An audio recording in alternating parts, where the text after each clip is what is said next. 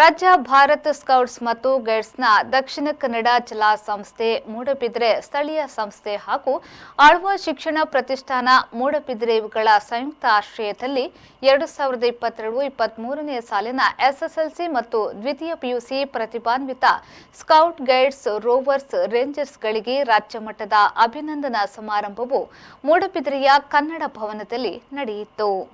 Bharat scouts ಗೈಡ್ಸ್ನ ಜಿಲ್ಲಾ ಮುಖ್ಯ ಆಯುಕ್ತ ಡಾ ಎಂ ಮೋಹನ್ ಆಳ್ವ ಕಾರ್ಯಕ್ರಮವನ್ನು ಉದ್ಘಾಟಿಸಿ ಪ್ರಶಸ್ತಿ ಪ್ರದಾನ ಮಾಡಿ ಮಾತನಾಡಿ, ವಿದ್ಯಾರ್ಥಿಗಳ ಬಗ್ಗೆ ಮತ್ತು ನಿಮ್ಮ ಶಕ್ತಿಯ ಬಗ್ಗೆ ನಮಗೆ ಅಪಾರ ಗೌರವವಿದೆ. ನಮ್ಮ ದೇಶದಲ್ಲಿ 60% ಯುವಶಕ್ತಿ ಇದ್ದು, ಯುವಶಕ್ತಿಯ ಉಪಯೋಗ ಈ ದೇಶಕ್ಕೆ ಆಗುವಂತೆ ಪ್ರಯತ್ನಿಸಬೇಕಾಗಿದೆ ಎಂದರು. ನಮಗೆ ಪ್ರತಿಯೊಂದು ವಿರಾಸತ್ ನುಡಿಸಿ ಅಥವಾ ಇಂತಹ ಸಮಾವೇಶಗಳು ಮುಗಿಯುವಾಗ ಎಷ್ಟು ಸುಂದರವಾದ ಅನುಭವ ಇದು ಬಯಲು ಶಾಲೆಯಲ್ಲಿ ಮಾತ್ರ ಸಿಗಲಿಕ್ಕೆ ಸಾಧ್ಯ. ನಾವೊಬ್ಬ ವಿದ್ಯಾರ್ಥಿ, ನಾನು ಇವತ್ತು ಹೇಳ್ತೀನಿ ಮಕ್ಕಳೇ, ಈಗ 29ನೇ ವಿರಾಸತ್ತಲ್ಲಿ ನಾವು ಇದ್ದೇವೆ. ಇಂಥ ವಿರಾಸತ್ತನ್ನು ಮಾಡುವಾಗಲೂ ನಮಗೆ ಕ್ಷಣ ಅಂತ ಇದೆ. ಎಂಥ ಅಧ್ಯಯನ ದಿನನಿತ್ಯ ಮಾಡ್ತಾ ಇದ್ದೇವೆ. ನಮಗೆ ಎಷ್ಟು ಒಂದು ನಾಲೆಜನ್ನು ಇವತ್ತು ಕೊಡ್ತಾ ಇದೆ. ಈ ಕಾಲದಲ್ಲಿ ಪ್ರತಿದಿನಿತ್ಯವೂ ಒಂದು ಪರೀಕ್ಷೆ ನೀವು ಸೈನ್ಸ್ ಅಂತ ತಗೊಂಡಿರ್ಬೋದು, ಆದರೆ ಗೊತ್ತಿರಲಿ ಮಕ್ಕಳೇ, NCR ಈಗ 10th ನಿಮಗೆ 620 625 ಎಲ್ಲ ಬಹಳ ಸುಲಭದಲ್ಲಿ ಬಂದಿರ್ಬೋದು. ಆದರೆ PUCಯಲ್ಲಿ 100ರಲ್ಲಿ 100 300ರಲ್ಲಿ 300 ಮಾರ್ಕ್ ಬಂದರೂ ಕೂಡ ನಿಮ್ಮ ಉತ್ತರ ಪತ್ರಿಕೆಯಲ್ಲಿ ಬದಿಯಲ್ಲಿಟ್ಟುಕೊಂಡು ಪ್ರತ್ಯೇಕವಾದಂತಹ ನೀಟ್ ಎಕ್ಸಾಮ್ ಅನ್ನು ಮಾಡಿ ಫಸ್ಟ್ ಇಯರ್ನ 50%, ಸೆಕೆಂಡ್ ಇಯರ್ನ 50% ಇಟ್ಟುಕೊಂಡು 2 ವರ್ಷದಲ್ಲಿ ಕಲಿತಂತಹ ವಿಚಾರವನ್ನು 180 ಕ್ವಶನ್ನಲ್ಲಿ 180 ನಿಮಿಷದಲ್ಲಿ 720 ಮಾರ್ಕ್ನಲ್ಲಿ ನಿರ್ಧಾರ ಮಾಡುವಂತಹ ಸಮಯ. ಇಂತಹ ಸಮಯದಲ್ಲಿ ಅಂತ ಎಕ್ಸಾಮ್ ಅನ್ನು ಎದುರಿಸುವಾಗ, ಆ ಎಕ್ಸಾಮಿಯನ್ನು ನಾಳೆ ಪೇಪರ್ ತಿದ್ದುವಾಗ ಆ ವಿಷಯ ಶಿಕ್ಷಣ ಆಯಿತು ಅಂತ ನೆನಪಬೇಡಿ. ಅದರ ಜೊತೆ ಸ್ವಲ್ಪ ಬಯಲು ಶಾಲೆಗೆ ಬನ್ನಿ, ಕ್ಲಾಸ್ ರೂಮನ್ನು ಬಿಟ್ಟು ಹೊರಗೆ ಬನ್ನಿ, ಬಯಲು ಶಾಲೆಗೆ ಬನ್ನಿ. ಅದಕ್ಕೆ ಸಮಯ ಎಂಬುದು ಇಲ್ಲ, ಅದಕ್ಕೆ ನಿರ್ದಿಷ್ಟವಾದಂಥ ಒಬ್ಬ ಶಿಕ್ಷಕ ಇಲ್ಲ, ನಿರ್ದಿಷ್ಟವಾದಂಥ ಕ್ಲಾಸ್ ರೂಮ್ ಇಲ್ಲ, ಬೋರ್ಡ್ ಇಲ್ಲ.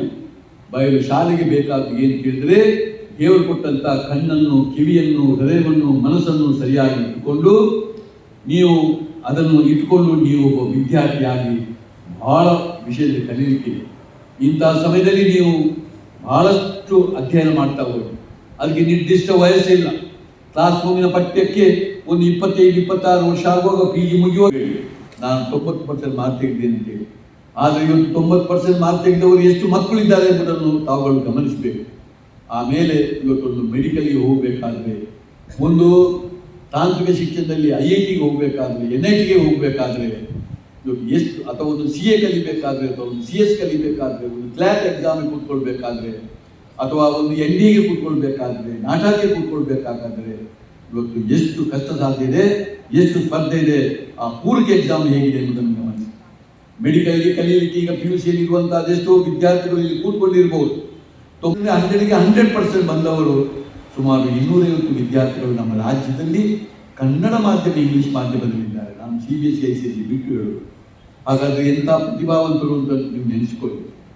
ಇನ್ನು 95% ಮೇಲೆ ಕನ್ನಡ ಮಾಧ್ಯಮ, ಇಂಗ್ಲಿಷ್ ಮಾಧ್ಯಮ, CBSE ICSE ಸೇರಿಸಿ ಸುಮಾರು 50,000 ಜನ ನಮ್ಮ ರಾಜ್ಯದಲ್ಲಿ ಈ ಸಾಧನೆ ಮಾಡಿದವರಿದ್ದಾರೆ. ಇವತ್ತು ಒಂದು ಗ್ರೀನ್ ಕಾರ್ಡ್ ಹೋಲ್ಡರ್ಸ್ ಅಮೆರಿಕದಲ್ಲಿ ಬಹಳ ಅಪೇಕ್ಷೆ ಮಾಡಿದ್ರು, ನನ್ನನ್ನು ಅಮೆರಿಕಕ್ಕೆ ಕರ್ಕೊಂಡು ಹೋಗಬೇಕು ಎಂದು ನನ್ನ ಮನಸ್ಸು ಎರಡಾಗಲಿಲ್ಲ. ನಾನು ಏನು ಮಾಡಿದ್ರು ಕೂಡ ನಮ್ಮ ದೇಶದಲ್ಲಿ ನಮ್ಮ ದೇಶದಲ್ಲಿ ಇಟ್ಟುಕೊಂಡು ನಾವು ಮಾಡುವಂಥ ಕೆಲಸ, ಇದರಲ್ಲೇ ನನಗೆ ದೊಡ್ಡ ತಪ್ಪು. ನಿಮ್ಮಲ್ಲೂ ನಾನು ಹೇಳುವುದಿಷ್ಟೇ ಮಕ್ಕಳೇ, ಎಂದೂ ಹೊರ ದೇಶದ ಬಗ್ಗೆ ಗೌರವ ಇರಲಿ, ಏನಾಗ್ತದೆ ಎಂಬುದನ್ನು ನೋಡಿ. ಆದರೆ ಎಂದು ಭಾವನಕರಾಗಿ ಸುಮ್ಮನೆ ಒಂದು ಆಲೋಚನೆಗಳನ್ನು ಸರಿ ಪ್ರಬುದ್ಧವಾಗಿ ಮಾಡದೆ ನೀವು ಯಾವ್ಯಾವ ದೇಶದ ಮೇಲೆ ಅಪೇಕ್ಷೆ ಇಡಬೇಡಿ. ನಮ್ಮ ದೇಶದಲ್ಲಿ ನಮಗೆ ಬೇಕಾದಷ್ಟು ಫ್ಯೂಚರ್ಗಳಿದೆ.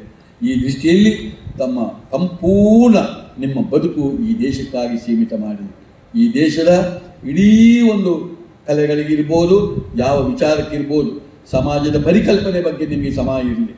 ಇಲ್ಲಿ ಸಾಮರಸ್ಯವಂತ ಬದುಕು ಏನೆಂಬುದನ್ನು ಕಲಿಯಿರಿ. ನಾವೆಲ್ಲರೂ ಒಂದು ಸಾಮರಸ್ಯವಂತ ಬದುಕಿಗೆ ಒತ್ತು ಕೊಡಬೇಕಾದ ಕರ್ತವ್ಯ.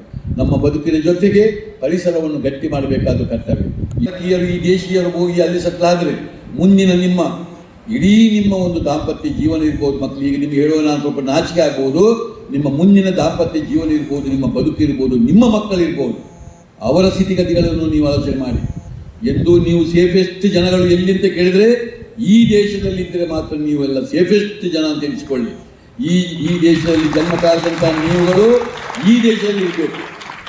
ರಾಜ್ಯ ಭಾರತ್ ಸ್ಕೌಟ್ ಗೈಡ್ಸ್ನ ರಾಜ್ಯ ಮುಖ್ಯ ಆಯುಕ್ತ ಪಿಜಿಆರ್ ಸಿಂಧ್ಯಾ ಅಧ್ಯಕ್ಷತೆ ವಹಿಸಿ ಪ್ರಮಾಣ ಪತ್ರ ವಿತರಿಸಿದರು.